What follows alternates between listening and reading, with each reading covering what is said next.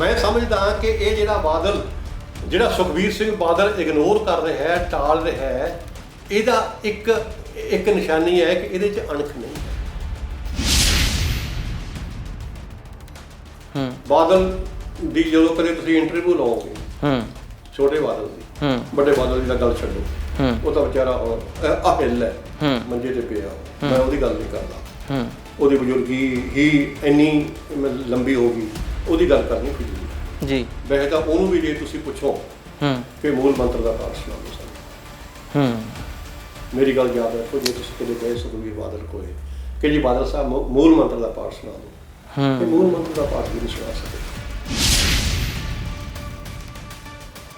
एक बार भी चोण नहीं कितने, हर 2 साल बाद चोण होने लिए लिखा होया कॉन्स्टिट्यूशन। अकाली दल के संविधान के लिखा होया है अकाली दल के प्रधान की हर 2 साल बाद चोण होएगी, जिहड़ा डेलीगेट हाउस है वो चोण करेगा। डेलीगेट हाउस की किवें चोण होनी है, ये सारा कुछ डिटेल दिता होया जी, ते चोण होई नहीं। फिर प्रकाश सिंह बादल दे पिछों प्रकाश सिंह बादल दी अपनी मर्जी नाल ही उहदा पुत्र प्रधान हो गया। कमाल दी गल है। सुखबीर सिंह बादल नूं प्रधान बनाता ते प्रकाश सिंह बादल नूं सुखबीर सिंह बादल ने सरप्रस्त बनाता।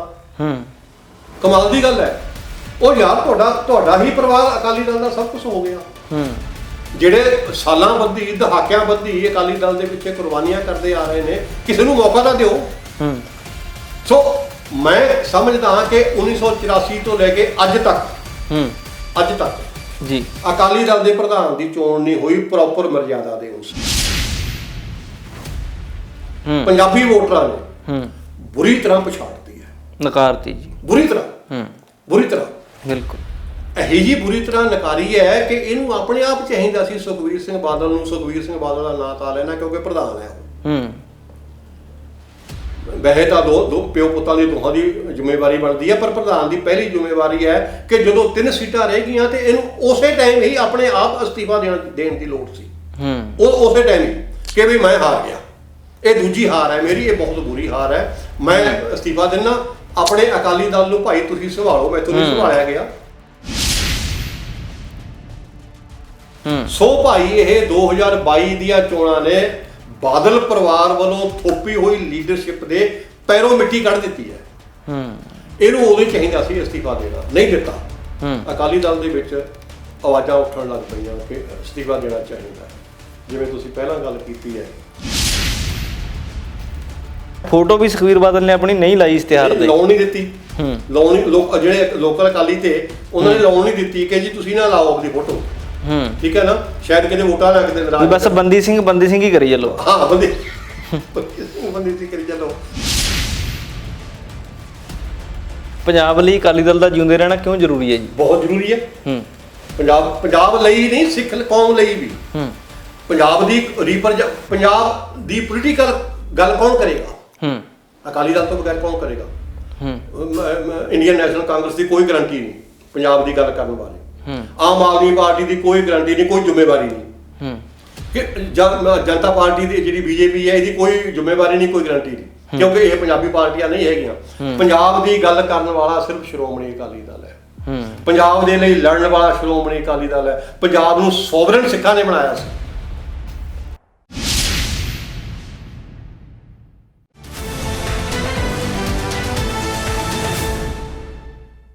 ਹੁਣ ਮੌਜੂਦਾ ਅਕਾਲੀ ਦਲ ਦੀ ਸਥਿਤੀ ਤੇ ਜਿਵੇਂ ਹੁਣ ਅਕਾਲੀ ਦਲ ਡਿੱਗਿਆ ਪਿਆ ਕਸੂਤਾ ਹਾਰਾਂ ਤੋਂ ਬਾਅਦ, ਜਿਵੇਂ ਮੂਧੇ ਮੂੰਹ ਡਿੱਗਿਆ ਹੋਇਆ, ਇਹਨੂੰ ਕਿਵੇਂ ਖੜਾ ਹੋ ਸਕਦਾ ਹੈ ਤੇ ਪਿਛੋਕੜ ਵੱਲ ਵੀ ਆਪਾਂ ਝਾਤ ਮਾਰ ਲਈਏ ਤੇ ਮੌਜੂਦਾ ਸਥਿਤੀ ਦੀ ਗੱਲ ਕਰਦੇ ਹਾਂ।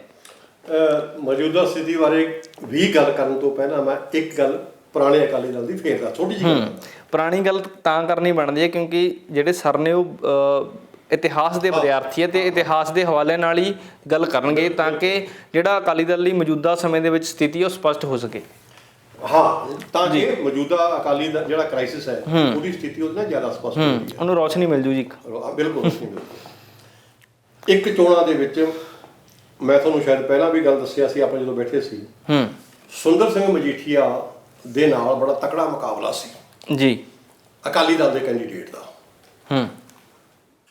ਮਾਸਟਰ ਤਾਰਾ ਸਿੰਘ ਨੇ ਕਿਹਾ ਹੋਇਆ ਸੀ ਕਿ ਅਗਰ ਸੁੰਦਰ ਸਿੰਘ ਮਜੀਠੀਆ ਜਿੱਤ ਗਿਆ ਤੇ ਮੈਂ ਪ੍ਰਧਾਨਗੀ ਛੱਡ ਦਿਆਂਗਾ। ਇਤਨਾ ਸਖਤ ਮੁਕਾਬਲਾ ਸੀ। ਵਾਹ। ਉਹ ਕੁਦਰਤ ਦੀ ਐਸੀ ਗੱਲ ਹੋਈ ਚੋਣਾਂ ਦੇ ਵਿੱਚ ਕਿ ਸੁੰਦਰ ਸਿੰਘ ਮਜੀਠੀਆ ਜਿੱਤ ਗਿਆ। ਅਕਾਲੀ ਕੈਂਡੀਡੇਟ ਹਾਰ ਗਿਆ ਜੀ।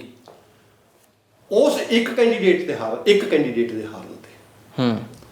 ਇੱਕ ਕੈਂਡੀਡੇਟ ਦੇ ਜਿੱਤਣ ਤੇ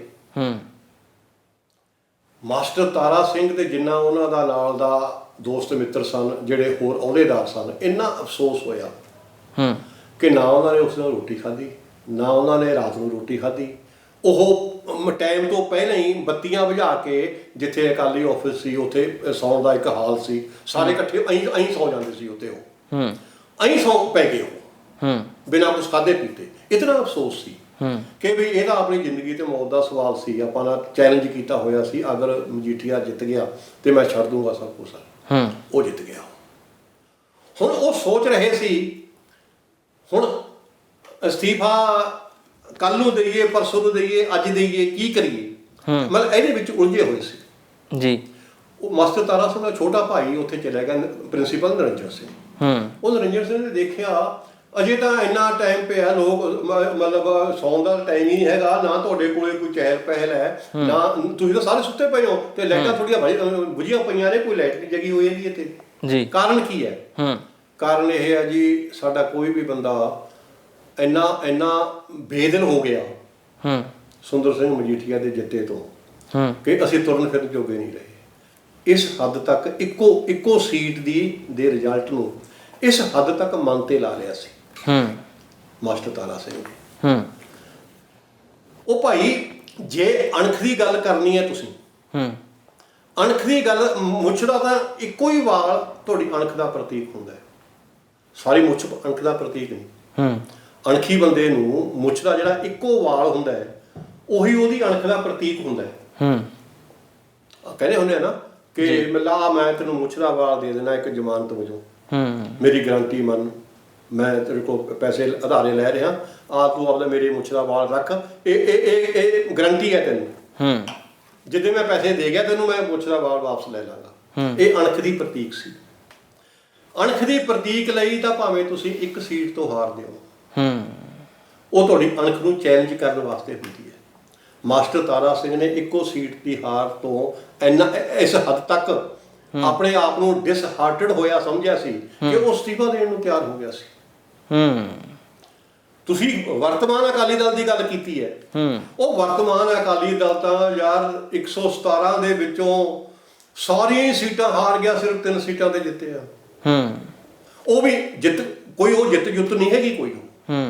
ਠੀਕ ਹੈ, ਕੁਦਰਤੀ ਉਹਨਾਂ ਕੈਂਡੀਡੇਟਾਂ ਦਾ ਕੋਈ ਚੰਗਾ ਪ੍ਰਭਾਵ ਸੀ, ਉਹ ਵੋਟਾਂ ਲੈ ਗਏ, ਆਪਣਾ ਆਧਾਰ ਸੀ, ਆਪਣਾ ਆਧਾਰ ਸੀ ਅਕਾਲੀ ਦਲ ਦਾ ਆਧਾਰ, ਆਪਣਾ ਆਧਾਰ ਸੀ, ਨਾ ਹੀ ਅਕਾਲੀ ਦਲ ਦੀ ਲੀਡਰਸ਼ਿਪ ਦਾ ਆਧਾਰ ਸੀ। ਤੇ ਸਾਰੀਆਂ ਵੋਟਾਂ ਤੁਸੀਂ ਸਾਰੀਆਂ ਸੀਟਾਂ ਹਾਰ ਗਏ, ਔਰ ਹਾਰੇ ਵੀ ਤੁਸੀਂ ਬੁਰੀ ਤਰ੍ਹਾਂ ਅਨੇਕਾਂ ਵੀ ਤੁਹਾਡੀਆਂ ਜ਼ਮਾਨਤਾਂ ਜ਼ਬਤ ਹੋ ਗਈਆਂ। ਤੁਹਾਡੀ ਅਣਖ ਨੂੰ ਅਜੇ ਤੱਕ ਵੀ ਕੋਈ ਉਬਾਲਾ ਨਹੀਂ ਆਇਆ।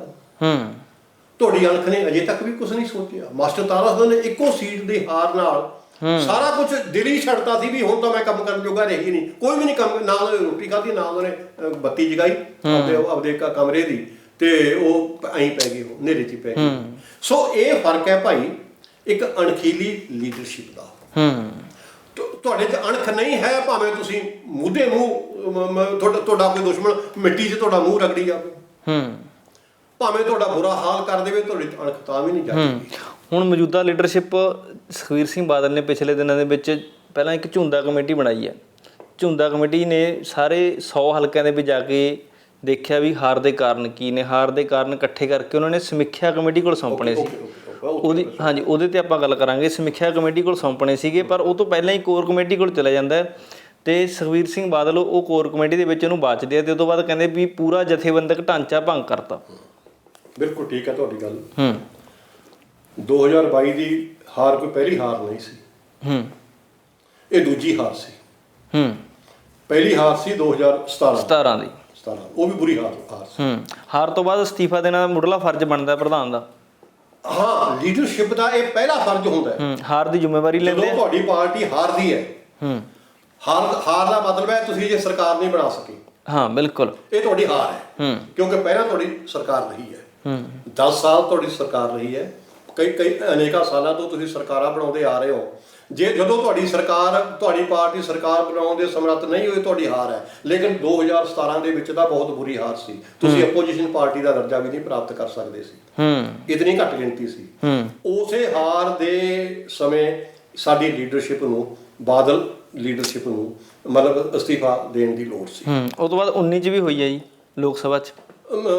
ਚਲੋ ਲੋਕ ਸਭਾ ਦੇ ਵਿੱਚ ਦੋਨੇ ਮੀਆਂ ਬੀਵੀ ਜਿੱਤ ਗਏ, ਬਠਿੰਡੇ ਤੇ ਫਿਰੋਜ਼ਪੁਰ ਤੋਂ। ਸੁਖਬੀਰ ਸਿੰਘ ਬਾਦਲ ਫਿਰੋਜ਼ਪੁਰ ਤੋਂ ਸੀ ਤੇ ਹਰਸਿਮਰਤ ਕੌਰ ਬਾਦਲ ਬਠਿੰਡੇ ਤੋਂ ਸੀ। ਇਹਨਾਂ ਦੀ ਜਿੱਤ ਵੀ ਕਾਫੀ ਹੱਦ ਤੱਕ ਇਹਨਾਂ ਦੀ ਹਾਰ ਨੂੰ ਲੁਕੋ ਲੈਂਦੀ ਹੈ। ਇਹਨਾਂ ਨੇ ਮਹਿਸੂਸ ਵੀ ਨਹੀਂ ਕੀਤਾ ਬਾਕੀ ਕੈਂਡੀਡੇਟ ਹਾਰਨ ਦਾ। ਬਾਕੀ ਹਾਲਾਂਕਿ 8 ਕੈਂਡੀਡੇਟ ਇਹਨਾਂ ਦੇ ਹਾਰ ਗਏ ਸੀ ਵੀ ਅਸੀਂ ਜਿੱਤ ਕੇ ਚਲੋ ਅਕਾਲੀ ਦਲ ਕੋਈ ਇਹਨਾਂ ਨੇ ਉਹਨਾਂ ਦੀ ਹਾਰ ਬਾਰੇ ਸੋਚਿਆ ਹੀ ਕੁਝ ਨਹੀਂ। ਅਸੀਂ ਦੋਵੇਂ ਜਿੱਤ ਗਏ, ਓਕੇ ਸਾਡੀ ਜਿੱਤ ਹੈ, ਅਕਾਲੀ ਦਲ ਜਿੱਤ ਗਿਆ ਵੀ ਅਸੀਂ ਦੋਨੇ ਜਿੱਤ ਗਏ। ਮਤਲਬ ਉਹ ਦੋ ਬੰਦਿਆਂ ਦੀ ਜਿੱਤ ਨੇ ਇਹਨਾਂ ਦੀ ਪਾਰਲੀਮੈਂਟ ਦੀਆਂ ਚੋਣਾਂ ਵਿੱਚ ਹੋਈ ਹਾਰ ਨੂੰ ਕੁਝ ਹੱਦ ਤੱਕ ਲੁਕੋ ਲਿਆ ਸੀ। ਪਰ 2022 ਦੇ ਵਿੱਚ ਤਾਂ ਇਹ ਬਹੁਤ ਹੀ ਬੁਰੀ ਤਰ੍ਹਾਂ ਹਾਰ ਗਏ। ਅਕਾਲੀ ਦਲ ਦੇ ਇਤਿਹਾਸ 'ਚ ਮੇਰਾ ਖਿਆਲ ਪਹਿਲੀ ਏਡੀ ਵੱਡੀ ਹਾਰ ਹੈ ਅਕਾਲੀ ਦਲ ਦੇ ਇਤਿਹਾਸ ਵਿੱਚ। ਅਕਾਲੀ ਦਲ ਦੇ 100 ਸਾਲਾਂ ਦੇ ਇਤਿਹਾਸ ਵਿੱਚ, 100 ਸਾਲਾਂ ਦੇ ਇਤਿਹਾਸ ਵਿੱਚ। ਮਤਲਬ ਇਹ ਹੁੰਦਾ ਵੀ ਪਾਰਟੀ ਜਦੋਂ ਬਣਦੀ ਹੈ ਉਦੋਂ ਹੁੰਦਾ ਵੀ ਹਲੇ ਨਵੀਂ ਪਾਰਟੀ ਹੈ, ਉਦੋਂ ਵੀ ਇਹੋ ਜਿਹੀ ਹਾਰ ਨਹੀਂ। ਨਹੀਂ ਹਾਰ 1947 ਤੋਂ ਪਹਿਲਾਂ ਹਾਰ ਕਦੇ ਵੀ ਨਹੀਂ ਹੋਈ ਇਹੀ ਜਿਹੀ, ਕਿਉਂਕਿ ਸਾਡੀ ਸਥਿਤੀ ਹੀ ਇਹੀ ਜੀ ਸੀ ਉਦੋਂ 1947 ਤੋਂ ਪਹਿਲਾਂ ਦੀ, ਕਿ ਜਿੰਨੀਆਂ ਸੀਟਾਂ ਸਾਨੂੰ ਅਲਾਟ ਹੋਈਆਂ ਸੀ 33 ਸੀਟਾਂ ਅਲਾਟ ਹੋਈਆਂ ਸੀ। 33 ਸਿੱਖ ਸੀਟਾਂ 33 ਸੀਆਂ 1947 ਤੋਂ ਪਹਿਲਾਂ, ਤੇ 33 ਦੇ ਵਿੱਚੋਂ 1946 ਦੇ ਵਿੱਚ ਇਹ 23 ਸੀਟਾਂ ਜਿੱਤ ਗਏ ਸੀ। ਮਤਲਬ 33 ਦਾ ਜੇ ਆਪਾਂ ਅੱਧ ਤੋਂ ਵੱਧ ਗਿਣੀਏ ਤੇ ਸਾਡੀ ਹਾਰ ਨਹੀਂ ਸੀ ਉਹ, ਠੀਕ ਹੈ ਨਾ। ਪਹਿਲਾਂ ਵੀ ਜਿੱਤਦੇ ਰਹੇ ਸੀ। ਆਹ ਜਿਹੜੀ ਹੁਣ ਹੈ ਇਹ ਤਾਂ 117 ਦੇ ਵਿੱਚੋਂ 3 ਸੀਟਾਂ ਜਿੱਤ ਸਕੇ ਨੇ, ਇਹ ਤਾਂ ਬਹੁਤ ਵੱਡੀ ਹਾਰ ਹੈ। ਇਸ ਬਾਤ ਮੈਂ ਅਕਾਲੀ ਲੀਡਰਸ਼ਿਪ ਨਹੀਂ ਕਹਿੰਦਾ, ਇਹ ਅਕਾਲੀ ਲੀਡਰਸ਼ਿਪ ਨਹੀਂ ਹੈ ਜੀ, ਇਹ ਬਾਦਲ ਪਰਿਵਾਰ ਹੈ। ਕਿਉਂਕਿ ਅਕਾਲੀ ਲੀਡਰਸ਼ਿਪ ਤਾਂ ਇੱਕ ਹੇਠਲੇ ਕਾਡਰ ਤੋਂ ਲੈ ਕੇ ਇੱਕ ਸਿਸਟੇਮੈਟਿਕ ਤਰੀਕੇ ਨਾਲ ਇੱਕ ਮਰਿਆਦਾ ਦੇ ਤਹਿਤ ਚੁਣੀ ਜਾਂਦੀ ਹੈ। ਅਕਾਲੀ ਲੀਡਰਸ਼ਿਪ ਜਿਹੜੀ ਬਾਕਾਇਦਾ ਚੁਣੀ ਜਾਂਦੀ ਹੈ, ਉਹ ਹੇਠਲੇ ਕਾਡਰ ਤੋਂ ਲੈ ਕੇ ਉੱਪਰਲੇ ਕਾਡਰ ਤੱਕ ਪੂਰੀ ਮਰਿਆਦਾ ਤਹਿਤ ਇੱਕ ਮਰਿਆਦਾ ਹੈ। ਜਿਹੜਾ ਅਕਾਲੀ ਕਨਸਟੀਟਿਊਸ਼ਨ ਹੈ, ਅਕਾਲੀ ਦਲ ਦਾ ਜਿਹੜਾ ਸੰਵਿਧਾਨ ਹੈ, ਮੇਰੇ ਕੋਲੇ 1980 ਦਾ ਲਿਖਿਆ ਹੋਇਆ ਸੰਵਿਧਾਨ ਹੈ। ਦਿਖਾਓ ਜੀ 1980 ਦਾ। ਇਹ ਮੈਂ ਫੋਟੋ ਸਟਾਰਟ ਕਰਕੇ ਰੱਖਿਆ ਹੋਇਆ। ਇਹ ਤੁਹਾਨੂੰ ਇਹੋ ਨਹੀਂ ਪਤਾ ਲੱਗਣਾ, ਇਹ ਕਿਉਂਕਿ ਕੈਮਰੇ ਤੇ ਦਿਖਾ ਦਿੰਦੇ ਜੀ ਆਪਾਂ ਕੱਲਾ ਜੀ। ਇਹ ਸੰਤ ਹਰਚੰਦ ਸਿੰਘ ਲੌਂਗੋਵਾਲ ਦੀ ਪ੍ਰਧਾਨਗੀ ਵੇਲੇ ਤਿਆਰ ਕੀਤਾ ਗਿਆ ਸੀ ਇਹ ਸੰਵਿਧਾਨ ਜੀ, ਕਿ ਅਕਾਲੀ ਦਲ ਦਾ ਸੰਵਿਧਾਨ ਕਿਹਾ ਜਾ, ਕੌਣ ਇਹਦਾ ਮੈਂਬਰ ਬਣ ਸਕਦਾ, ਇਹਦਾ ਪ੍ਰਧਾਨ ਕਿਵੇਂ ਚੁਣਿਆ ਜਾ ਸਕਦਾ, ਕਿਵੇਂ ਵਰਕਿੰਗ ਕਮੇਟੀ ਹੋਏਗੀ, ਕਿਵੇਂ ਇਹਦੀ ਇੱਕ ਅੰਤਰਿਮ ਕਮੇਟੀ ਹੈ ਉਹ ਕਿਸ ਤਰ੍ਹਾਂ ਬਣੇਗੀ, ਇੱਕ ਜ਼ਾਬਤਾ ਕਮੇਟੀ ਹੈ, ਤੇ ਜਨਰਲ ਹਾਊਸ ਹੈ ਉਹ ਕਿਵੇਂ ਹੋਏਗਾ। ਮਤਲਬ ਇਹ ਬਾਦਲ ਜਿਹੜਾ ਮੈਂ ਪਰਿਵਾਰ ਕਹਿਣਾ, ਤੁਸੀਂ ਵੀ ਬਾਦਲ ਪਰਿਵਾਰ ਹੀ ਅਕਸਰ ਜ਼ਿਆਦਾ ਕਹਿੰਦੇ ਹੋ, ਇਹ ਅਕਾਲੀ ਲੀਡਰਸ਼ਿਪ ਨਹੀਂ ਸੀ। ਇਹ ਪੂਰੀ ਮਰਜ਼ਾਦਾ ਦੇ ਅਨੁਸਾਰ ਚੁਣੀ ਹੋਈ ਲੀਡਰਸ਼ਿਪ ਨਹੀਂ ਸੀ ਅਕਾਲੀ ਦਲ ਦੀ ਜੀ। ਬਾਦਲ ਦੀ ਗਵਰਨਮੈਂਟ ਬਣੀ ਸੀ, ਪੰਜ ਵਾਰ ਮੁੱਖ ਮੰਤਰੀ ਬਣ ਚੁੱਕਿਆ ਸੀ, ਕੋਈ ਇਹਨੂੰ ਰੋਕਣ ਵਾਲਾ ਨਹੀਂ ਸੀ, ਕੋਈ ਟੋਕਣ ਵਾਲਾ ਨਹੀਂ ਸੀ। ਇਹਨਾਂ ਨੇ ਕਦੇ ਪ੍ਰਧਾਨ 1984 ਤੋਂ ਬਾਅਦ ਇੱਕ ਵਾਰ ਵੀ ਪ੍ਰਧਾਨਗੀ ਦੀ ਚੋਣ ਨਹੀਂ ਹੋਈ। ਗੱਲ 1984 ਤੋਂ ਬਾਅਦ ਇੱਕ ਵਾਰ ਵੀ ਅਕਾਲੀ ਦਲ ਦੇ ਪ੍ਰਧਾਨ ਦੀ ਚੋਣ ਨਹੀਂ ਹੋਈ। ਇੱਕ ਵਾਰ ਵੀ ਚੋਣ ਨਹੀਂ ਹੋਈ। ਕਿੱਥੇ ਹਰ 2 ਸਾਲਾਂ ਬਾਅਦ ਚੋਣ ਹੋਣ ਲਈ ਲਿਖਿਆ ਹੋਇਆ ਕਨਸਟੀਟਿਊਸ਼ਨ ਦੇ ਵਿੱਚ, ਅਕਾਲੀ ਦਲ ਦੇ ਸੰਵਿਧਾਨ ਦੇ ਵਿੱਚ ਇਹ ਲਿਖਿਆ ਹੋਇਆ ਹੈ ਅਕਾਲੀ ਦਲ ਦੇ ਪ੍ਰਧਾਨ ਦੀ ਹਰ 2 ਸਾਲਾਂ ਬਾਅਦ ਚੋਣ ਹੋਏਗੀ। ਜਿਹੜਾ ਡੈਲੀਗੇਟ ਹਾਊਸ ਹੈ ਉਹ ਚੋਣ ਕਰੇਗਾ। ਉਹ ਡੈਲੀਗੇਟ ਹਾਊਸ ਦੀ ਕਿਵੇਂ ਚੋਣ ਹੋਣੀ ਹੈ ਇਹ ਸਾਰਾ ਕੁਝ ਡਿਟੇਲ ਦਿੱਤਾ ਹੋਇਆ ਹੈ ਜੀ। ਤੇ ਚੋਣ ਹੋਈ ਨਹੀਂ। ਫਿਰ ਪ੍ਰਕਾਸ਼ ਸਿੰਘ ਬਾਦਲ ਦੇ ਪਿੱਛੋਂ ਪ੍ਰਕਾਸ਼ ਸਿੰਘ ਬਾਦਲ ਦੀ ਆਪਣੀ ਮਰਜ਼ੀ ਨਾਲ ਹੀ ਉਹਦਾ ਪੁੱਤਰ ਪ੍ਰਧਾਨ ਬਣ ਗਿਆ। ਕਮਾਲ ਦੀ ਗੱਲ ਹੈ। ਉਹ ਭਲੇ ਮਾਨਸੋ ਤੁਸੀਂ ਵਰਕਿੰਗ ਕਮੇਟੀ 'ਚ ਨਹੀਂ ਪਾਸ ਕੀਤਾ, ਜਨਰਲ ਹਾਊਸ 'ਚ ਨਹੀਂ ਪਾਸ ਕੀਤਾ, ਕਿਤੇ ਅੰਤਰਿਮ ਕਮੇਟੀਆਂ ਤੁਹਾਡੀਆਂ ਕਿੰਨੀਆਂ ਕਿਤੇ ਪਾਸ ਨਹੀਂ ਕੀਤਾ, ਕੋਈ ਵੱਡਾ ਇਕੱਠ ਨਹੀਂ ਬੁਲਾਇਆ ਅਕਾਲੀ ਕਾਨਫਰੰਸ ਦਾ, ਆਪਣੇ ਆਪ ਫੈਸਲਾ ਕਰ ਲਿਆ ਕਿ ਅਕਾਲੀ ਦਲ ਦਾ ਪ੍ਰਧਾਨ ਸਰਦਾਰ ਸੁਖਬੀਰ ਸਿੰਘ ਨੂੰ ਬਣਾਉਣਾ। ਜਿਹੜਾ ਅਕਾਲੀ ਦਲ ਪਰਿਵਾਰਵਾਦ ਦੇ ਖਿਲਾਫ ਲੜਦਾ ਰਿਹਾ ਉਹ ਪਰਿਵਾਰਵਾਦ 'ਚ ਆ ਗਿਆ। ਅਕਾਲੀ ਦਲ ਤਾਂ ਬਹੁਤ ਕੁਝ ਦੇ ਖਿਲਾਫ ਲੜਿਆ, ਪਰਿਵਾਰਵਾਦ ਤਾਂ ਅਕਾਲੀ ਨੇਤਾਵਾਂ ਦੇ ਕਿਤੇ ਮਨ ਵਿੱਚ ਕਿਤੇ ਹੈ ਹੀ ਨਹੀਂ ਸੀ ਕਿਤੇ। ਫਿਰ ਹੁਣ ਤਾਂ ਸਾਰਾ ਕੁਝ ਪਰਿਵਾਰਵਾਦ ਤਾਂ ਕਿਤੇ ਅਕਾਲੀ ਨੇਤਾਵਾਂ ਦੇ ਮਨ ਵਿੱਚ ਹੈ ਹੀ ਨਹੀਂ ਸੀ ਕਿਤੇ। ਪੰਥੀ ਪੰਥ ਸੀ। ਪੰਥ ਹੀ ਪੰਥ ਸੀ, ਝੂਲ ਤੇ ਨਿਸ਼ਾਨ ਰਹੇ ਪੰਥ ਮਹਾਰਾਜ ਕੇ, ਆਹੀ ਨਾਰੇ ਲੱਗਦੇ ਹੁੰਦੇ ਸੀ। ਮੈਂ ਕਹਿਣਾ ਬਾਦਲ ਨੇ ਤੇ ਸੁਖਬੀਰ ਬਾਦਲ ਨੇ ਕਦੇ ਇਹ ਨਾਰਾ ਨਹੀਂ ਲਾਇਆ ਹੋਣਾ ਕਿ ਝੂਲ ਤੇ ਨਿਸ਼ਾਨ ਰਹੇ ਪੰਥ ਮਹਾਰਾਜ ਕੇ। ਸੁਖਬੀਰ ਸਿੰਘ ਬਾਦਲ ਨੂੰ ਪ੍ਰਧਾਨ ਬਣਾਤਾ ਤੇ ਪ੍ਰਕਾਸ਼ ਸਿੰਘ ਬਾਦਲ ਨੂੰ ਸੁਖਬੀਰ ਸਿੰਘ ਬਾਦਲ ਨੇ ਸਰਪ੍ਰਸਤ ਬਣਾਤਾ। ਕਮਾਲ ਦੀ ਗੱਲ ਹੈ। ਉਹ ਯਾਰ ਤੁਹਾਡਾ ਹੀ ਪਰਿਵਾਰ ਅਕਾਲੀ ਦਲ ਦਾ ਸਭ ਕੁਝ ਹੋ ਗਿਆ। ਜਿਹੜੇ ਸਾਲਾਂ ਬੱਧੀ ਦਹਾਕਿਆਂ ਬੱਧੀ ਅਕਾਲੀ ਦਲ ਦੇ ਪਿੱਛੇ ਕੁਰਬਾਨੀਆਂ ਕਰਦੇ ਆ ਰਹੇ ਨੇ, ਕਿਸੇ ਨੂੰ ਮੌਕਾ ਤਾਂ ਦਿਓ। ਸੋ ਮੈਂ ਸਮਝਦਾ ਹਾਂ ਕਿ 1984 ਤੋਂ ਲੈ ਕੇ ਅੱਜ ਤੱਕ ਜੀ ਅਕਾਲੀ ਦਲ ਦੇ ਪ੍ਰਧਾਨ ਦੀ ਚੋਣ ਨਹੀਂ ਹੋਈ ਪ੍ਰੋਪਰ ਮਰਜ਼ਾਦਾ ਦੇ ਅਨੁਸਾਰ, ਅਕਾਲੀ ਦਲ ਦੇ ਸੰਵਿਧਾਨ ਦੇ ਅਨੁਸਾਰ। ਗੱਲ ਹੁਣ ਆ ਗਈ 2022 ਦੀਆਂ ਚੋਣਾਂ ਦੀ। ਉਹ ਲੀਡਰਸ਼ਿਪ ਜਿਹੜੀ ਬਾਦਲ ਪਰਿਵਾਰ ਦੀ ਥੋਪੀ ਹੋਈ ਹੈ ਅਕਾਲੀ ਦਲ ਦੇ ਉੱਪਰ, ਦੂਜੀ ਵਾਰ ਸਿੱਖ ਵੋਟਰਾਂ ਨੇ, ਪੰਜਾਬੀ ਵੋਟਰਾਂ ਨੇ ਬੁਰੀ ਤਰ੍ਹਾਂ ਪਛਾੜਤੀ ਹੈ, ਨਕਾਰਤੀ ਜੀ, ਬੁਰੀ ਤਰ੍ਹਾਂ ਬਿਲਕੁਲ ਇਹੀ ਜੀ ਬੁਰੀ ਤਰ੍ਹਾਂ ਨਕਾਰੀ ਹੈ ਕਿ ਇਹਨੂੰ ਆਪਣੇ ਆਪ ਚਾਹੀਦਾ ਸੀ ਸੁਖਬੀਰ ਸਿੰਘ ਬਾਦਲ ਨੂੰ, ਸੁਖਬੀਰ ਸਿੰਘ ਬਾਦਲ ਦਾ ਨਾਂ ਤਾਂ ਲੈਣਾ ਕਿਉਂਕਿ ਪ੍ਰਧਾਨ ਹੈ ਉਹ। ਵੈਸੇ ਤਾਂ ਦੋ ਪਿਓ ਪੁੱਤਾਂ ਦੀ ਦੋਹਾਂ ਦੀ ਜ਼ਿੰਮੇਵਾਰੀ ਬਣਦੀ ਹੈ, ਪਰ ਪ੍ਰਧਾਨ ਦੀ ਪਹਿਲੀ ਜ਼ਿੰਮੇਵਾਰੀ ਹੈ ਕਿ ਜਦੋਂ 3 ਸੀਟਾਂ ਰਹਿ ਗਈਆਂ ਤੇ ਇਹਨੂੰ ਉਸੇ ਟਾਈਮ ਹੀ ਆਪਣੇ ਆਪ ਅਸਤੀਫਾ ਦੇਣ ਦੀ ਲੋੜ ਸੀ। ਉਹ ਉਸੇ ਟਾਈਮ ਹੀ ਕਿ ਵੀ ਮੈਂ ਹਾਰ ਗਿਆ, ਇਹ ਦੂਜੀ ਹਾਰ ਹੈ ਮੇਰੀ, ਇਹ ਬਹੁਤ ਬੁਰੀ ਹਾਰ ਹੈ, ਮੈਂ ਅਸਤੀਫਾ ਦਿੰਦਾ, ਆਪਣੇ ਅਕਾਲੀ ਦਲ ਨੂੰ ਭਾਈ ਤੁਸੀਂ ਸੰਭਾਲੋ, ਮੈਥੋਂ ਨਹੀਂ ਸੰਭਾਲਿਆ ਗਿਆ। ਵੈਸੇ ਤਾਂ 17 ਜੀ ਦਿਨਾਂ ਬਣਦਾ ਸੀ ਅਸਤੀਫਾ, 17 ਦਿਨਾਂ ਬਣਦਾ ਸੀ, ਨਹੀਂ ਦਿੱਤਾ। ਇਹਨਾਂ ਨੂੰ ਉਮੀਦ ਸੀ ਅਸੀਂ ਅਗਲੇ ਚੋਣਾਂ ਜਿੱਤ ਜਾਵਾਂਗੇ, ਨਹੀਂ ਉਹ ਜਿੱਤ ਸਕੇ ਕਿਉਂਕਿ ਇਹ ਅਕਾਲੀ ਦਲ ਦੇ ਨਿਸ਼ਾਨਿਆਂ ਤੋਂ ਥਿੜਕ ਗਏ ਸੀ, ਸਿੱਖੀ ਕੋਲੋਂ ਹੀ ਥਿੜਕ ਗਏ ਸੀ। ਆਨੰਦਪੁਰ ਦੀ ਵਿਚਾਰਧਾਰਾ ਜਿਹੜੀ ਆਨੰਦਪੁਰ ਸਾਹਿਬ ਦੀ ਸਾਰੀ ਜਿਹੜੀ ਸਿੱਖੀ ਵਿਚਾਰਧਾਰਾ ਹੈ ਥਿੜਕੇ ਹੋਏ ਸੀ। ਮੈਂ ਪਹਿਲਾਂ ਵੀ ਕਹਿਣਾ ਹੁਣ ਅੱਜ ਵੀ ਕਹਿਣਾ, ਬਾਦਲ ਦੀ ਜਦੋਂ ਕਦੇ ਤੁਸੀਂ ਇੰਟਰਵਿਊ ਲਓਗੇ, ਛੋਟੇ ਬਾਦਲ ਦੀ, ਵੱਡੇ ਬਾਦਲ ਦੀ ਤਾਂ ਗੱਲ ਛੱਡੋ, ਉਹ ਤਾਂ ਵਿਚਾਰਾ ਹੁਣ ਅਹਿਲ ਹੈ, ਮੰਜੇ ਤੇ ਪਿਆ ਉਹ, ਮੈਂ ਉਹਦੀ ਗੱਲ ਨਹੀਂ ਕਰਦਾ। ਉਹਦੀ ਬਜ਼ੁਰਗੀ ਹੀ ਇੰਨੀ ਲੰਬੀ ਹੋ ਗਈ, ਉਹਦੀ ਗੱਲ ਕਰਨੀ ਫਿਜ਼ੂਲ ਹੈ ਜੀ। ਵੈਸੇ ਤਾਂ ਉਹਨੂੰ ਵੀ ਜੇ ਤੁਸੀਂ ਪੁੱਛੋ ਕਿ ਮੂਲ ਮੰਤਰ ਦਾ ਪਾਠ ਸੁਣਾ ਦਿਓ ਸਾਨੂੰ, ਮੇਰੀ ਗੱਲ ਯਾਦ ਰੱਖੋ, ਜੇ ਤੁਸੀਂ ਕਿਤੇ ਗਏ ਸੁਖਬੀਰ ਬਾਦਲ ਕੋਲੇ ਕਿ ਜੀ ਬਾਦਲ ਸਾਹਿਬ ਮੂਲ ਮੰਤਰ ਦਾ ਪਾਠ ਸੁਣਾ ਦਿਓ, ਤੇ ਮੂਲ ਮੰਤਰ ਦਾ ਪਾਠ ਵੀ ਨਹੀਂ ਸੁਣਾ ਸਕੇਗਾ ਤੁਹਾਨੂੰ, 10 ਗੁਰੂਆਂ ਦੇ ਨਾਮ ਵੀ ਨਹੀਂ ਦੱਸ ਸਕੇਗਾ। ਟੌੜਾ ਸਾਹਿਬ ਵਰਗੇ ਪਹਿਲਾਂ ਆਨੰਦ ਕਾਰਜ ਵੀ ਕਰਾਉਂਦੇ ਰਹੇ ਆ। ਨਹੀਂ ਟੌੜਾ ਉਹ ਤਾਂ ਲੀਡਰਸ਼ਿਪ ਦੀਆਂ ਗੱਲਾਂ ਹੀ ਹੋਰ ਨੇ ਨਾ, ਉਹ ਤਾਂ ਬਿਲਕੁਲ ਹੀ ਗਏ, ਇਹ ਤਾਂ ਡਾਈਵਰਟ ਹੋ ਗਏ ਬਿਲਕੁਲ। ਸੋ ਭਾਈ ਇਹ 2022 ਦੀਆਂ ਚੋਣਾਂ ਨੇ ਬਾਦਲ ਪਰਿਵਾਰ ਵੱਲੋਂ ਥੋਪੀ ਹੋਈ ਲੀਡਰਸ਼ਿਪ ਦੇ ਪੈਰੋਂ ਮਿੱਟੀ ਕੱਢ ਦਿੱਤੀ ਹੈ। ਇਹਨੂੰ ਉਦੋਂ ਹੀ ਚਾਹੀਦਾ ਸੀ ਅਸਤੀਫਾ ਦੇਣਾ, ਨਹੀਂ ਦਿੱਤਾ। ਅਕਾਲੀ ਦਲ ਦੇ ਵਿੱਚ ਆਵਾਜ਼ਾਂ ਉੱਠਣ ਲੱਗ ਪਈਆਂ ਕਿ ਅਸਤੀਫਾ ਦੇਣਾ ਚਾਹੀਦਾ ਹੈ। ਜਿਵੇਂ ਤੁਸੀਂ ਪਹਿਲਾਂ ਗੱਲ ਕੀਤੀ ਹੈ, ਜਦੋਂ ਇਤਨੀਆਂ ਆਵਾਜ਼ਾਂ ਉੱਠਣ ਲੱਗ ਪਈਆਂ ਤਾਂ ਇਹਨਾਂ ਨੇ, ਮੇਰਾ ਖਿਆਲ ਹੈ ਕਿ ਜਿਸ ਤਰ੍ਹਾਂ ਦਾ ਇਹਨਾਂ ਦਾ ਐਟੀਟਿਊਡ ਰਿਹਾ ਕੋਰ ਕਮੇਟੀ ਬਾਰੇ, ਇਹਨਾਂ ਨੇ ਇਹ ਸੋਚ ਕੇ ਬਣਾਈ ਹੋਊ ਵੀ ਆਪਾਂ ਕੋਰ ਕਮੇਟੀ ਬਣਾ ਦਿਓ ਜੀ, ਉਹਨੂੰ ਕਹਿ ਦਿਓ ਭਾਈ ਤੁਸੀਂ ਸਮੀਖਿਆ ਕਰੋ, ਸਾਰਾ ਕੁਝ ਸਟੱਡੀ ਕਰੋ ਤੁਸੀਂ, ਦੇਖਦੇ ਆ ਇਹ ਕੋਈ ਸਿਫਾਰਿਸ਼ ਕਰੂਗੀ ਵੀ ਜਾਂ ਨਹੀਂ ਕਰੂਗੀ, ਜਾਂ ਜਿੰਨੇ ਕਮਿਸ਼ਨ ਬਿਠਾਉਂਦੇ ਨੇ ਪਹਿਲਾਂ ਇਨਕੁਆਇਰੀ ਕਮਿਸ਼ਨ, ਉਹ ਅੱਜ ਹੀ ਹਾਲ ਹੋ ਜਾਊਗਾ। ਮੈਨੂੰ ਲੱਗਦਾ ਇਹਨਾਂ ਦੀ ਮਨਸ਼ਾ ਇਹੀ ਸੀ, ਕੋਰ ਕਮੇਟੀ ਦੇ ਕੁਝ ਨਹੀਂ ਕਰਨਾ ਤੇ ਇਹ ਮਤਲਬ ਆਪਦੀ ਦੇ ਦੂਗੀ ਰਿਪੋਰਟ। ਪਰ ਮੈਂ ਜਿਸ ਦਿਨ ਕੋਰ ਕਮੇਟੀ ਨੇ ਆਪਣੀ ਰਿਪੋਰਟ ਪੇਸ਼ ਕੀਤੀ ਸੀ ਸਮੀਖਿਆ ਕਮੇਟੀ ਨੂੰ, ਉਹਦੇ ਵਿੱਚ ਇਹ ਅਖਬਾਰਾਂ 'ਚ ਇਹ ਇਸ਼ਾਰੇ ਆ ਗਏ ਸੀ ਕਿ ਝੁੰਦਾ ਕਮੇਟੀ ਨੇ, ਝੁੰਦਾ ਕਮੇਟੀ ਦਾ ਚੇਅਰਮੈਨ ਸੀ, ਠੀਕ ਹੈ ਨਾ, ਤੇ ਬਈ ਲੀਡਰਸ਼ਿਪ ਨੂੰ ਸਟੈਪ ਡਾਊਨ ਕਰਨ ਵਾਸਤੇ ਕੁਝ ਗੱਲਾਂ ਕਹੀਆਂ ਨੇ। ਤੇ ਮੈਨੂੰ ਇਹ ਗੱਲ ਬਹੁਤ ਚੰਗੀ ਲੱਗੀ ਸੀ, ਮੈਂ ਇੰਟਰਵਿਊ ਦੇ ਵੀ ਕਿਹਾ ਸੀ ਕਿ ਇੱਕ ਪਹਿਲੀ ਵਾਰ ਕਿਸੇ ਅਕਾਲੀ ਕਮੇਟੀ ਨੇ ਵਧੀਆ ਗੱਲ ਕੀਤੀ ਹੈ ਕਿ ਮਤਲਬ ਲੀਡਰਸ਼ਿਪ ਨੂੰ ਸਟੈਪ ਡਾਊਨ ਕਰਨ ਲਈ ਕਿਹਾ ਹੈ। ਇਹਨਾਂ ਨੇ ਉਦੋਂ ਵੀ ਸਟੈਪ ਡਾਊਨ ਨਹੀਂ ਕੀਤਾ। ਉਹਦੀ ਗੱਲ ਨੂੰ ਇਗਨੋਰ ਕਰਨਾ ਬਹੁਤ ਮਾੜੀ ਗੱਲ ਸੀ ਸੁਖਬੀਰ ਸਿੰਘ ਬਾਦਲ ਲਈ। ਰਿਪੋਰਟ ਹੀ ਡਿਲੇ ਕਰਦੇ ਰਹੇ। ਉਹ ਡਿਲੇ ਜਦੋਂ ਫਿਰ 11 ਮਈ ਨੂੰ ਇੱਕ ਦੂਜੀ ਕਮੇਟੀ ਬਣਾਤੀ ਬੰਦੀ ਸਿੰਘਾਂ ਦੀ ਰਿਹਾਈ ਲਈ, ਉਹ ਬੰਦੀ ਸਿੰਘਾਂ ਦੀ ਰਿਹਾਈ ਦੀ ਕਮੇਟੀ ਨੇ ਤਾਂ ਜਿਹੜੀ ਇਹ ਝੁੰਦਾ ਕਮੇਟੀ ਸੀ, ਇਹਦੀ ਰਿਪੋਰਟ ਕਿਧਰ ਹੀ ਰੋਲਤੀ। ਉਹ ਬੰਦੀ ਸਿੰਘਾਂ ਵਾਲੀ ਜਿਹੜੀ ਕਮੇਟੀ ਬਣਾਈ ਸੀ ਉਹ ਕਾਮਯਾਬ ਨਹੀਂ ਹੋਈ। ਉਹ ਚੱਲਣ ਤੋਂ ਪਹਿਲਾਂ ਹੀ ਉਹ ਫੱਟੜ ਹੋ ਕੇ ਡਿੱਗ ਪਈ। ਉਹ ਫਿਰ ਸੰਗਰੂਰ ਦੀ ਉਪਚੋਣ ਆ ਗਈ। ਬਾਈ ਗੋਡ, ਸੰਗਰੂਰ ਦੀ ਉਪਚੋਣ ਨੇ ਤਾਂ ਬਾਦਲ ਪਰਿਵਾਰ ਵੱਲੋਂ ਥੋਪੀ ਹੋਈ ਲੀਡਰਸ਼ਿਪ ਨੂੰ ਬਿਲਕੁਲ ਨੰਗਿਆ ਕਰ ਦਿੱਤਾ। 1 ਮਹੀਨਾ ਉੱਥੇ ਹੀ ਰਹੀ ਹੈ ਲੀਡਰਸ਼ਿਪ ਜਿੰਨੀ ਹੈਗੀ। ਸਾਰੇ ਉੱਥੇ ਹੀ ਰਹੇ ਨੇ। ਮੇਰਾ ਇਲਾਕਾ ਹੈ ਉਹ। ਫੋਟੋ ਵੀ ਸੁਖਬੀਰ ਬਾਦਲ ਨੇ ਆਪਣੀ ਨਹੀਂ ਲਾਈ ਇਸ਼ਤਿਹਾਰ ਤੇ, ਲਾਉਣ ਨਹੀਂ ਦਿੱਤੀ। ਲਾਉਣ ਲੋਕ ਜਿਹੜੇ ਲੋਕਲ ਅਕਾਲੀ ਤੇ ਉਹਨਾਂ ਨੇ ਲਾਉਣ ਨਹੀਂ ਦਿੱਤੀ ਕਿ ਜੀ ਤੁਸੀਂ ਨਾ ਲਾਓ ਆਪਣੀ ਫੋਟੋ।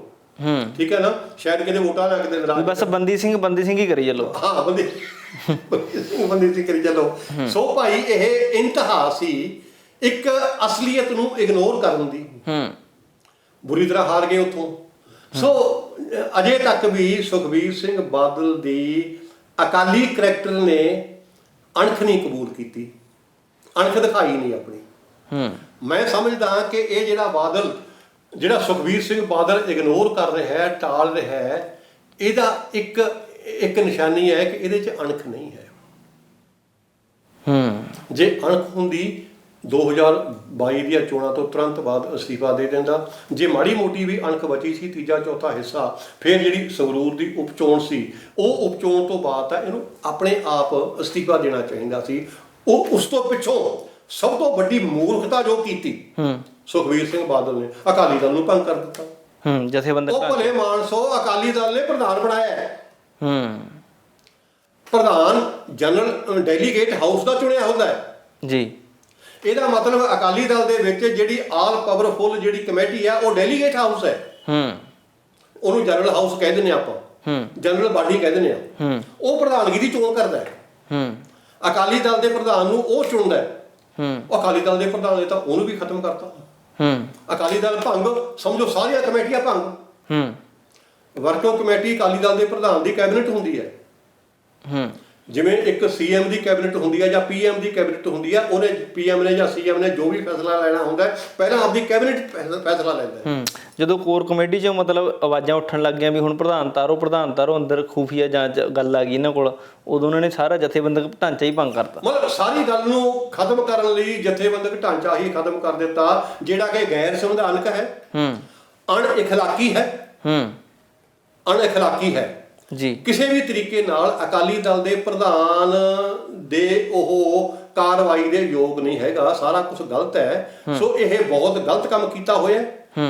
ਸੁਖਬੀਰ ਸਿੰਘ ਬਾਦਲ ਨੂੰ ਅਕਾਲੀ ਦਲ ਦੀ ਫਾਰਮੇਸ਼ਨ ਦਾ ਪਤਾ ਹੀ ਨਹੀਂ ਹੈ ਕਿ ਅਕਾਲੀ ਦਲ ਦੀ ਫਾਰਮੇਸ਼ਨ, ਕਿਉਂਕਿ ਇਹ ਅਕਾਲੀ ਦਲ ਵੱਲੋਂ ਚੁਣਿਆ ਹੋਇਆ ਪ੍ਰਧਾਨ ਹੈ ਹੀ ਨਹੀਂ। ਹੁਣ ਅਕਾਲੀ ਦਲ ਆਪਣੇ ਕੋਲ ਸਮਾਂ ਬੜਾ ਸੀਮਿਤ ਹੈ, ਅਕਾਲੀ ਦਲ ਕਿਵੇਂ ਉੱਠ ਸਕਦਾ ਹੁਣ?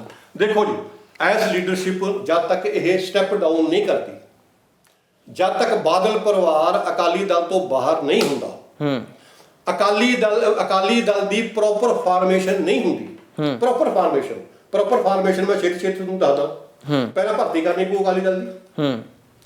ਜੇ ਹੁਣ ਦੁਬਾਰਾ ਰੀਆਰਗੇਨਾਈਜ਼ ਕਰਨਾ ਉਹਨਾਂ ਨੂੰ, ਭੰਗ ਕਰਤਾ ਉਹਦਾ ਭੰਗ ਹੋ ਗਿਆ ਸਾਰਾ ਕੁਝ ਜੀ। ਚੋਣ ਕੌਣ ਕਰੂਗਾ?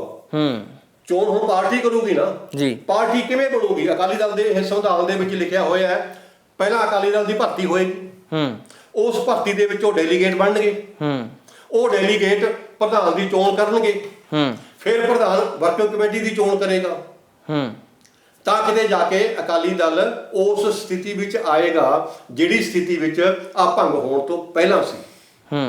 ਇਹ ਹੁਣ ਬਹੁਤ ਲੰਬਾ ਪ੍ਰੋਸੈਸ ਹੈ, ਪਰ ਇਹਨਾਂ ਲੋਕਾਂ ਨੇ, ਕਿਉਂਕਿ ਇਹਨਾਂ ਲੋਕਾਂ ਨੂੰ ਪਤਾ ਹੀ ਨਹੀਂ ਹੈਗਾ ਅਕਾਲੀ ਮਰਜ਼ਾਦਾ ਦਾ, ਅਕਾਲੀ ਡਿਸਿਪਲਿਨ ਦਾ, ਇਸ ਕਰਕੇ ਇਹਨਾਂ ਨੇ ਮੈਂ ਤੁਹਾਡੇ ਕੋਲੇ ਹੈ ਦੁਬਾਰਾ ਫਿਰ ਬਿਆਨ ਆ ਜਾਣਾ ਉਹਦਾ ਸੁਖਬੀਰ ਸਿੰਘ ਬਾਦਲ ਦਾ ਕਿ ਅਕਾਲੀ ਦਲ ਦੀ ਭੰਗ ਕਰਨਾ ਕੈਂਸਲ। ਉਹੀ ਅਕਾਲੀ ਦਲ ਮਤਲਬ ਕੰਮ ਕਰ ਰਿਹਾ ਤੇ ਇਹੀ ਅਕਾਲੀ ਦਲ ਫਿਰ ਦੁਬਾਰਾ ਚੁਣੇਗਾ। ਉਹ ਤੁਹਾਡੇ ਕੋਲੇ ਉਹ ਐਂ ਕਹੇਗਾ, ਹੋਰ ਇਹਦੇ ਕੋਲ ਕੋਈ ਚਾਰਾ ਨਹੀਂ। ਪੰਜਾਬ ਲਈ ਅਕਾਲੀ ਦਲ ਦਾ ਜਿਉਂਦੇ ਰਹਿਣਾ ਕਿਉਂ ਜ਼ਰੂਰੀ ਹੈ ਜੀ? ਬਹੁਤ ਜ਼ਰੂਰੀ ਹੈ।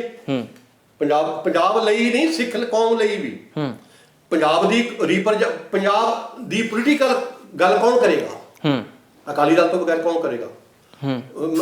ਇੰਡੀਅਨ ਨੈਸ਼ਨਲ ਕਾਂਗਰਸ ਦੀ ਕੋਈ ਗਰੰਟੀ ਨਹੀਂ ਪੰਜਾਬ ਦੀ ਗੱਲ ਕਰਨ ਬਾਰੇ। ਆਮ ਆਦਮੀ ਪਾਰਟੀ ਦੀ ਕੋਈ ਗਰੰਟੀ ਨਹੀਂ, ਕੋਈ ਜ਼ਿੰਮੇਵਾਰੀ ਨਹੀਂ। ਕਿ ਜਨਤਾ ਪਾਰਟੀ ਦੀ ਜਿਹੜੀ ਬੀਜੇਪੀ ਹੈ ਇਹਦੀ ਕੋਈ ਜ਼ਿੰਮੇਵਾਰੀ ਨਹੀਂ, ਕੋਈ ਗਰੰਟੀ ਨਹੀਂ, ਕਿਉਂਕਿ ਇਹ ਪੰਜਾਬੀ ਪਾਰਟੀਆਂ ਨਹੀਂ ਹੈਗੀਆਂ। ਪੰਜਾਬ ਦੀ ਗੱਲ ਕਰਨ ਵਾਲਾ ਸਿਰਫ ਸ਼੍ਰੋਮਣੀ ਅਕਾਲੀ ਦਲ ਹੈ। ਪੰਜਾਬ ਦੇ ਲਈ ਲੜਨ ਵਾਲਾ ਸ਼੍ਰੋਮਣੀ ਅਕਾਲੀ ਦਲ ਹੈ। ਪੰਜਾਬ ਨੂੰ ਸੋਵਰਨ ਸਿੱਖਾਂ ਨੇ ਬਣਾਇਆ ਸੀ ਜੀ। ਦੁਨੀਆ ਦੇ ਨਕਸ਼ੇ ਤੇ ਸੋਵਰੈਂਟੀ ਹਾਸਲ ਕਰਕੇ ਪੰਜਾਬ ਨੂੰ ਜੇ ਖੜਾ ਕੀਤਾ ਸੀ ਉਹ ਸਿੱਖਾਂ ਨੇ ਹੀ ਕੀਤਾ ਸੀ। ਸਿੱਖਾਂ ਨੇ ਹੀ ਇਹਦੀ ਸੋਵਰੈਂਟੀ ਨੂੰ ਸੰਭਾਲ ਕੇ ਰੱਖਿਆ ਸੀ। ਸੋਵਰੈਂਟੀ ਖਤਮ ਹੋ ਗਈ 1849 ਵਿੱਚ। ਫਿਰ ਪੰਜਾਬ ਲਈ ਜੇ ਉਹ ਲੜਿਆ, ਭਾਵੇਂ ਅਸੀਂ ਅਸਫਲ ਰਹੇ, ਉਹ ਅਕਾਲੀ ਦਲ ਹੀ ਲੜਿਆ। ਅੱਜ ਵੀ ਪੰਜਾਬ ਦੇ ਹੱਕਾਂ ਲਈ ਅਕਾਲੀ ਦਲ ਲੜ ਰਿਹਾ ਹੈ। ਸਾਨੂੰ ਪੰਜਾਬ ਦੇ ਹੱਕਾਂ ਨੂੰ ਬਚਾਉਣ ਲਈ ਇੱਕ ਐਸੀ ਮਜ਼ਬੂਤ ਪਾਰਟੀ ਚਾਹੀਦੀ ਹੈ, ਸ਼੍ਰੋਮਣੀ ਅਕਾਲੀ ਦਲ ਦੇ ਨਾਂ ਹੇਠ, ਹੋਰ ਕਿਸੇ ਨਾਂ ਹੇਠ ਨਹੀਂ, ਸ਼੍ਰੋਮਣੀ ਅਕਾਲੀ ਦਲ ਦੇ ਨਾਂ ਹੇਠ, ਜਿਹੜੇ ਪੰਜਾਬ ਦੇ ਪਾਣੀਆਂ ਲਈ ਵੀ ਲੜੇ, ਜਿਹੜਾ ਪੰਜਾਬ ਦੀ ਚੰਡੀਗੜ੍ਹ ਲਈ ਵੀ ਲੜੇ, ਪੰਜਾਬੀ ਬੋਲਦੇ ਇਲਾਕਿਆਂ ਲਈ ਵੀ ਲੜੇ, ਪੰਜਾਬੀ ਬੋਲੀ ਲਈ ਵੀ ਲੜੇ, ਪੰਜਾਬ ਦੇ ਅਧਿਕਾਰਾਂ ਲਈ। ਸੋ ਧੰਨਵਾਦ ਡਾਕਟਰ ਸਾਹਿਬ, ਤੁਸੀਂ ਆਪਣਾ ਕੀਮਤੀ ਸਮਾਂ ਕੱਢਿਆ। ਬਹੁਤ ਬਹੁਤ ਧੰਨਵਾਦ। ਸੋ ਇਹ ਸੀਗੇ ਡਾਕਟਰ ਸੁਖਦਿਆਲ ਸਿੰਘ, ਜਿਨ੍ਹਾਂ ਨਾਲ ਆਪਾਂ ਅਕਾਲੀ ਦਲ ਦੇ ਇਤਿਹਾਸ ਬਾਰੇ ਜਿੱਥੇ ਗੱਲਬਾਤ ਕੀਤੀ ਹੈ ਤੇ ਮੌਜੂਦਾ ਅਕਾਲੀ ਦਲ ਦੀ ਲੀਡਰਸ਼ਿਪ ਬਾਰੇ ਗੱਲਬਾਤ ਕੀਤੀ ਹੈ, ਤੇ ਇਹਨਾਂ ਨੇ ਦੱਸਿਆ ਵੀ ਅਕਾਲੀ ਦਲ ਦਾ ਜਿਉਂਦੇ ਰਹਿਣਾ ਬਹੁਤ ਜ਼ਰੂਰੀ ਹੈ, ਤੇ ਇੱਕ ਪਰਿਵਾਰ ਜਿਹੜਾ ਉਹਦੇ ਤੇ ਕਾਬਜ਼ ਹੋਇਆ ਵਾ ਉਸ ਨੂੰ ਪਾਸੇ ਕਰਕੇ ਜਾਂ ਉਸ ਦਾ ਜਿਸ ਤਰੀਕੇ ਨਾਲ ਉਹਨਾਂ ਨੇ ਜਿਹੜਾ ਜਥੇਬੰਦਕ ਢਾਂਚਾ ਭੰਗ ਕੀਤਾ, ਉਹ ਗੈਰ ਸੰਵਿਧਾਨਕ ਗੱਲ ਜਿਹੜੀ ਹੈ ਇਹਨਾਂ ਨੇ ਆਖੀ ਹੈ ਵੀ ਉਹ ਗੈਰ ਸੰਵਿਧਾਨਕ ਗੱਲ ਹੈ। ਸੋ ਤੁਹਾਨੂੰ ਇੰਟਰਵਿਊ ਕਿਵੇਂ ਲੱਗੀ, ਤੁਸੀਂ ਆਪਣੇ ਕਮੈਂਟ ਕਰਕੇ ਜ਼ਰੂਰ ਦੱਸੋ। ਤੁਸੀਂ ਜੁੜੇ ਰਹੋ ਗਲੋਬਲ ਪੰਜਾਬ ਟੀਵੀ ਦੇ ਨਾਲ। ਮੈਨੂੰ ਦਿਓ ਇਜਾਜ਼ਤ, ਮੇਰੇ ਸਹਿਯੋਗੀ ਦਵਿੰਦਰ ਸਿੰਘ ਦੇ ਨਾਲ ਜਗਜੀਤ ਸਿੰਘ ਪੰਜੋਲੀ। ਧੰਨਵਾਦ। ਹੁਣ ਤੁਸੀਂ ਦੇਖ ਸਕਦੇ ਹੋ ਗਲੋਬਲ ਪੰਜਾਬ ਟੀਵੀ ਨੂੰ ਡਾਊਨਲੋਡ ਕਰੋ ਸਾਡੀ ਐਪ ਐਂਡਰੋਇਡ ਜਾਂ iOS ਤੇ ਫ੍ਰੀ ਵਿੱਚ, roku ਅਤੇ Amazon Fire TV ਤੇ ਜਾਂ Apple TV ਤੇ। ਨਾਲ ਹੀ ਦੇਖ ਸਕਦੇ ਹੋ ਲਾਈਵ ਸਟ੍ਰੀਮਿੰਗ www.globalpunjabtv.com ਤੇ।